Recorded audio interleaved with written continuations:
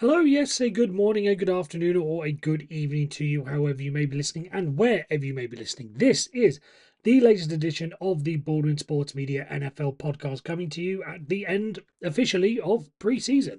All the games have been played, whether it be 4 or 3, depending on whether or not you were in the Hall of Fame game or not. And now comes the tricky part of trying to work out exactly who is going to be making the 53-man roster for the start of the season, which is coming up in around about 10 days' time, maybe 11, maybe 9, depending on when you are listening to this. But before we get on to the regular season, we do have some more things to wrap up. But before we wrap them up, we need to start by doing the admin for the show, which is, as always, a thank you very much for listening in. And don't forget, you can like and subscribe on whatever podcast platform you are listening to this on. And don't forget to also reach out to us on our social media. We are at MRB Sports Media on Twitter, and then on TikTok, YouTube, and what's the other one? There's one missing. Instagram, that's it. I should have these written down, but I don't. TikTok, YouTube, and Instagram, we are at Baldwin Sports Media. So don't forget to go and check them out as well, because once the season starts up again, there will be more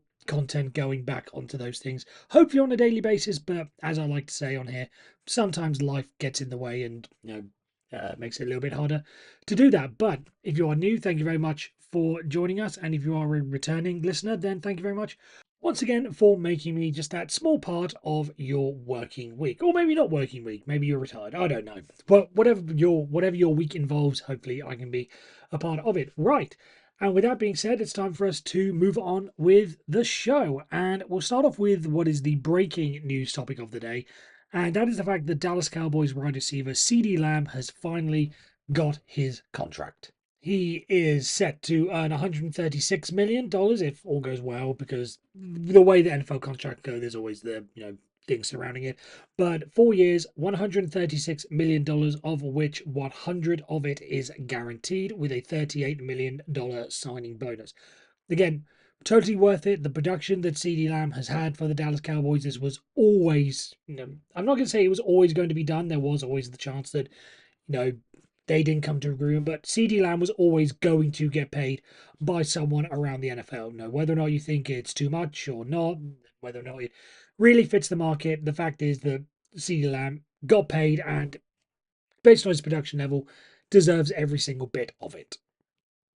So that's the CeeDee Lamb aspect of it. My first inkling, and this is the topic that we're going to dive into with this, is when I first heard the news and how much it was going to be, my first thought on this was, how is this going to impact the rest of the team? Because if you've been listening over the past couple of weeks, you'll know that I've sort of been saying this about Dak Prescott.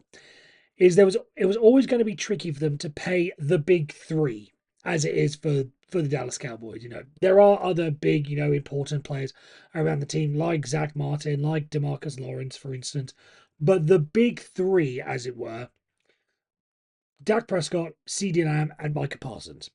One of them is now done. Number two, you believe will be Dak Prescott, and then just because of the way that Micah Parsons, his contract has worked out, and the fact they extended the 5th-year option, he's going to come. He's under contract through 2025, but you would imagine there's probably going to be something sorted out before the start of the 2025 season, just so he's not paying on that 1-year deal. You imagine he's important enough to get that, but so there's the three. One of them is done. I think that this proves that they are going to be moving on from Dak Prescott when all is said and done. Again, this is no sources. This is no one saying, oh, no, anything confirmed from any of the other major reporters out there saying, oh, this means that all the money has gone to Dak Prescott. This is just my analysis of the situation. That I think with those three, you could only ever sign and keep two, which is why there was always some talk of CeeDee Lamb maybe moving away if they decide to focus on Prescott and Parsons. But when I sort of sat down and thought about this, because the news only came out about 2 hours ago, but when I sat down and thought about this in the car, it struck me that, yeah, I think this is the way it's going to go. Because if you look at the way the Dallas Cowboys have operated for the past, how long is it? 18 years, I want to say off the top of my head. The Cowboys quarterback for the past 18 years or so has been Tony Romo and Dak Prescott. And what are the stories about Tony Romo and Dak Prescott? They weren't first rounders. They weren't early rounders. Tony Romo was an undrafted free agent. but he still managed to go on and be an incredible player for the Dallas Cowboys. And then you look at Dak Prescott, was a fourth round draft pick back in 2016. That was the draft that they picked up Ezekiel Elliott, for instance. So for all those years, the Dallas Cowboys haven't had or haven't needed to spend high or draft high in order to get production from their quarterback. Even going back to the 2022 season when Dak Prescott was injured and they had to go on Cooper Rush, Cooper Rush was undrafted as well. So, do you really need to spend high in order to get a quarterback? You look around the league. Again, there are always the first rounders always get production, but you look at the value picks that you get elsewhere. Brock Purdy being the most famous example, last pick in the draft. Maybe that is the belief of Jerry Jones and the rest of the Cowboys is saying, right, we've got a star wide receiver who will look good with any quarterback. Maybe this is just me sort of predicting and analyzing what the situation is. We have this star wide receiver who will look good with any quarterback. We're going to get arguably the best defensive player in the game in Micah Parsons. We're going to get him signed as well. We've got what we need, and if we can get production without having to spend high in the draft, use that first round pick on, an offensive lineman, for instance, or a middle linebacker or a shutdown corner in the way that Sauce Gardner has helped revolutionize the league, for instance. Maybe that's the way they're going to go and to say, no, we will take our chances on, Trey Lance, who we will talk about in a minute, but maybe he can develop into something. Or maybe we're going to go into this draft and again use the first round on a pick on another pick, and then draft a quarterback in the third and fourth round and develop him because we've got great production elsewhere that can make it quarterback friendly. Quarterback friendly team that can make anyone look reasonably good. So why should we spend all that money on Dak Prescott? Again, this is no official prediction or anything. This is just me reading the tea leaves, as it were. I think that this move by the Dallas Cowboys shows that they are effectively out on Dak Prescott. So again, that's not to say it's a fit. That's not to say it's going to happen, but they could work out. They could work out something with the contract, defer payments, so they can get some of it working around salary cap wise, straight away and what have you. There's always ways to make this work. But I think just looking at the cold hard situation and the cold hard truths of what is going on in the NFL right now and around the Dallas Cowboys, I think it looks as if Dak Prescott is going to be with another team for the 2025 season. Who that's going to be? Maybe it will be the Pittsburgh Steelers if Russell Wilson and Justin Fields don't totally work out. Maybe you look at the New York Jets, for instance, if the whole thing with Aaron Rodgers doesn't work out and they want to get someone reliable and productive there, someone who can be a little bit better. Maybe you look at perhaps, I know some people have mentioned maybe the New York Giants because people have talked about how there's the possibility of a Bill Belichick and Dak Prescott working together as a team that's been floating around in there. Whatever it is, I just don't think that. Yeah, I'll throw another one out there. The Los Angeles Rams, for instance, you know, couldn't really develop Jared Goff, so they traded for someone who was, perhaps a little bit undervalued in the league and underrated in the league in Matthew Stafford. Go and win a Super Bowl. Maybe move Stafford out, bring Dak Prescott in. There are options for Dak Prescott that are going to be available in 2025. So if he doesn't get what he thinks is a reasonable contract from the Dallas Cowboys, then why not? Why not go for it and just say no? I'm gonna take my trade elsewhere. And I think that is what we are likely going to see based on how the Dallas Cowboys have handled the contract negotiations and the order in which the dominoes look to be falling. Again, this is nothing official. This is just me predicting what is going to happen. But let me know what your thoughts are. Leave a comment on wherever you're listening to this, or reach out on any of our other social media platforms. Now, moving on to our second topic, which was going to be the third topic, but I figured we may as well jump in because I mentioned it. But Trey Lance, the backup quarterback for the Dallas Cowboys, and someone who a minute ago mentioned could very well be the future of the Dallas Cowboys. Now, I know I said that I don't buy too much into preseason because of how it plays out. Is it really as no, is it really starters on starters? Can you really judge someone if they're going up against backups? How well have they learned the system? All this sort of stuff, it doesn't really count. But there are some things that you simply cannot ignore when it comes to headlines and performances in the preseason, and Trey Lance is certainly one of them. Because in the Dallas Cowboys preseason finale against the Los Angeles Chargers, he threw 5 interceptions in one game. Now, again, doesn't really matter. Maybe this was all part of, I'm not going to say the plan to throw 5 interceptions, but the fact that he threw 49 times compared to, now I'm just looking at the box score here, Easton Stick on the other side of the ball for the Chargers only threw 29 times. And the fact that the Dallas Cowboys did have a lot more of the ball because, further looking into the stats, the Cowboys had 40 minutes and 57 seconds of possession compared to the Chargers, 19 minutes and 3 seconds. So in a normal game, it would have been a little bit more balanced. So Trey Lance probably wouldn't have had that many attempts and chances to the. I get all the stats, everything, but you simply cannot ignore 5 interceptions in one game. It just can't happen. Again, the fact that again this was against the backups. If you want to make the excuse that it was against some of the starters for the for the Los Angeles Chargers, or if it was against any team, if he threw 5 interceptions and they were playing the Jets and 3 of them came against Sauce Gardner, for instance, or if they were playing the Rams and it came against Jalen Ramsey, so on and so forth. Again, somewhat you can get it, but this was against a lot of the time the backups for the Los Angeles Chargers. And you just cannot ignore that. And I think that might be the sign. Again, what I was talking about earlier about Trey Lance potentially being the future of the Cowboys, that was me just, again, riffing and maybe thinking this is what Jerry Jones might be thinking.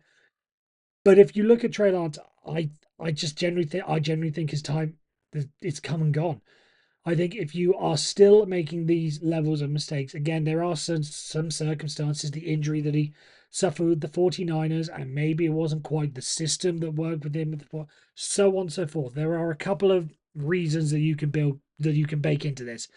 But on the surface, if you are throwing 5 interceptions in a preseason game, that is still, you can't ignore that. And I think that performance basically sealed that Trey Lance will never be a starter in the NFL.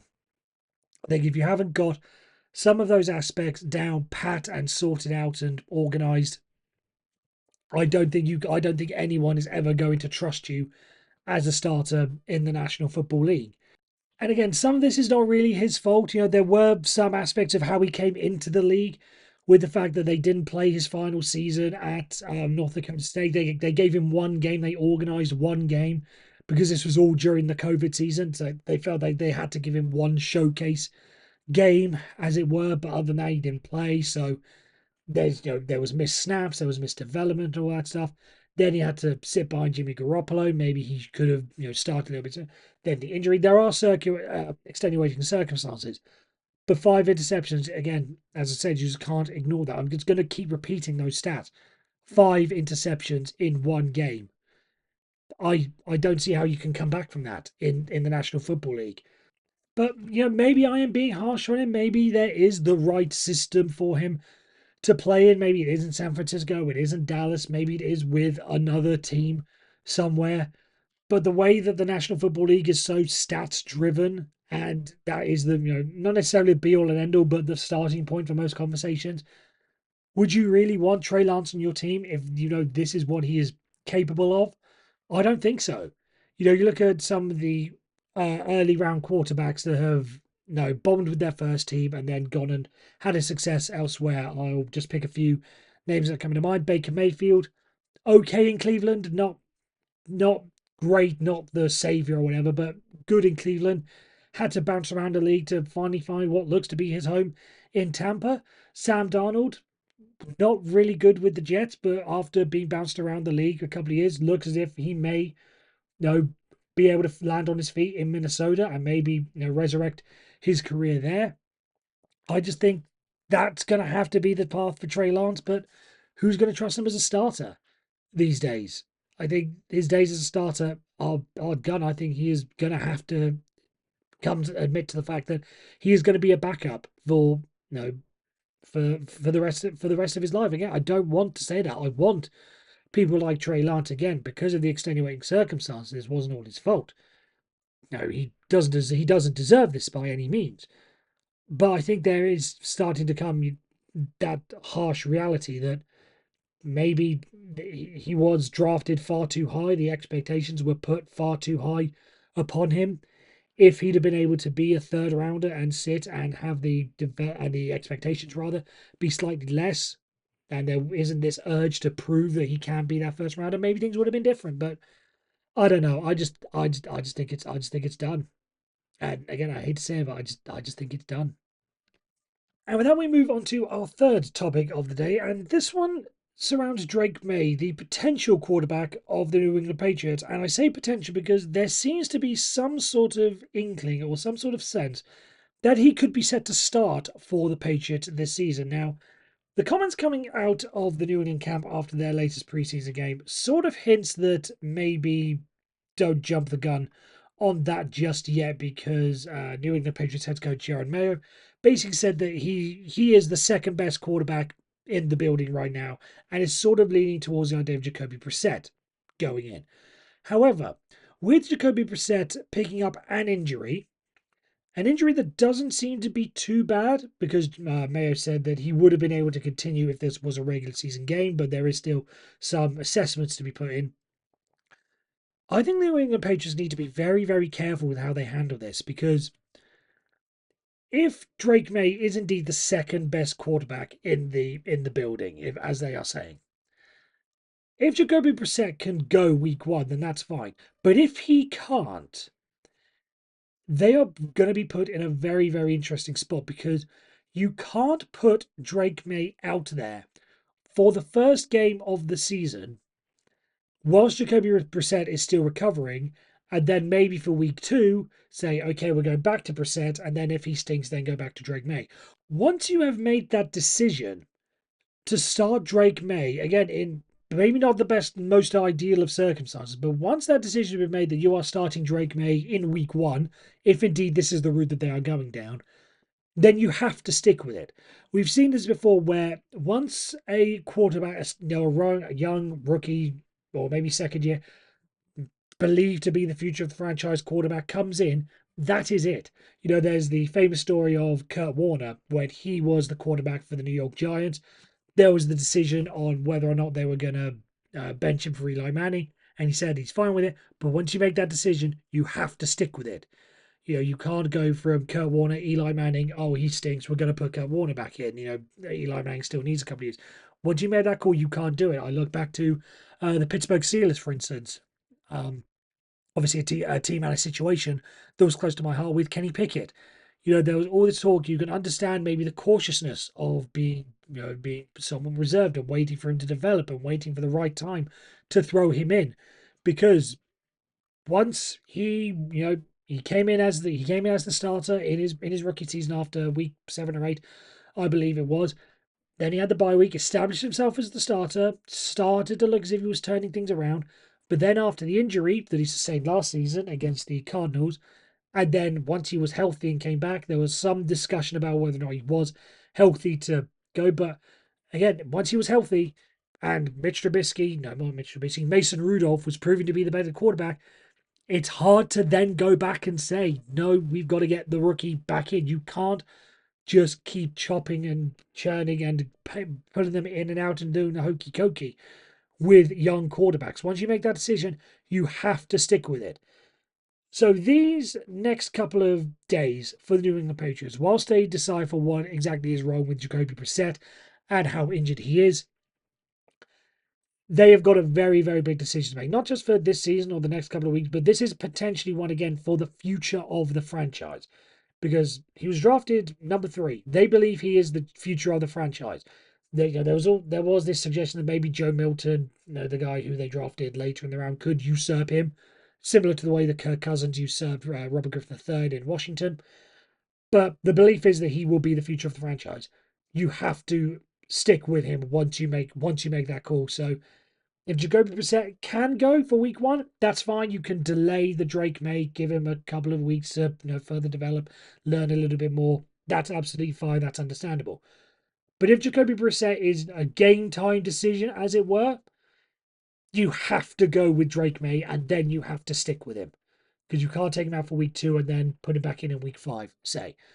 So keep an eye. I know I say this every week, and I choose a different topic every week, but certainly keep an eye out on what the injury report says about Jacoby Brissett, because it could very well shape the New England Patriots as an organization moving forward for the next 5, maybe 6 years. That's a little bit too harsh, but maybe for the next 2 or 3 years. But either way, long term, this injury could be very, very important for how the New England Patriots play out their future. And for our fourth topic of the day, we're going to still have this one serious topic, as it were, before we move on to the final wrapping up topic. But I do want to touch on the Kansas City Chiefs signing JuJu Smith-Schuster, or re-signing JuJu Smith-Schuster. Now, I think this is actually a pretty smart deal from the Kansas City Chiefs, because we know that there is some level of hesitancy and worry, shall we say, around the Kansas City Chiefs wide receivers. We saw what the situation was at the start of last year and how it was, a pretty, important thing to happen that Rashee Rice came out and established himself as a good target man for Patrick Mahomes, because they were going to be struggling if they didn't find one. Now, obviously, they have Xavier Worthy, who many people think is going to do very well, and Rashee Rice once he comes back from his suspension. If indeed he does get suspended, the belief is that he will, but nothing is obviously confirmed yet. Having JuJu Smith-Schuster as a solid number 3 wide receiver, I think is very, very good. Because I don't think JuJu Smith-Schuster, again, I know this from his time with the Steelers, I don't think he was ever built to be a number 1 wide receiver. He was always a very good number 2. So long as you had someone on the other side of the field to him, like he had with Antonio Brown, I think he could work very, very well. You look around, and in this Kansas City Chiefs system with Rice when he comes back, with Worthy, with Kelsey, with all the other weapons that the Chiefs have at their disposal, he can slot in as a very, very productive member of that team. And obviously, he's very used to the system there, because he was on the Super Bowl winning team when they beat the Eagles a couple of seasons ago, and played a very big role by drawing the was either holding or defensive pass interference. I believe it was holding, but either way, he drew a big penalty that set up the game-winning field goal for them. So he knows what he's doing in that system. I think that's a very, very smart pickup from the Kansas City Chiefs. Again, I would have liked him to have signed with the Steelers to operate as that number 2 across from George Pickens. But I think this is a very, very astute signing. And whatever concerns there may have been around the Kansas City Chiefs, there are some concerns about, Kadarius Toney, for instance, if he's even going to make it out of, the camp, for instance. The fact that the Kansas City Chiefs didn't pick up his 5th-year option maybe indicates that there is some hesitancy around there, and his stats from last season were certainly not the greatest either. So there is a chance that he's going to make his way out of camp and not be a member of the Chiefs. So, but if he does, I think he can still be a very good weapon again amongst that group. If he's the 3rd or 4th, then he can take some snaps and be productive there. JuJu Smith-Schuster is the 3.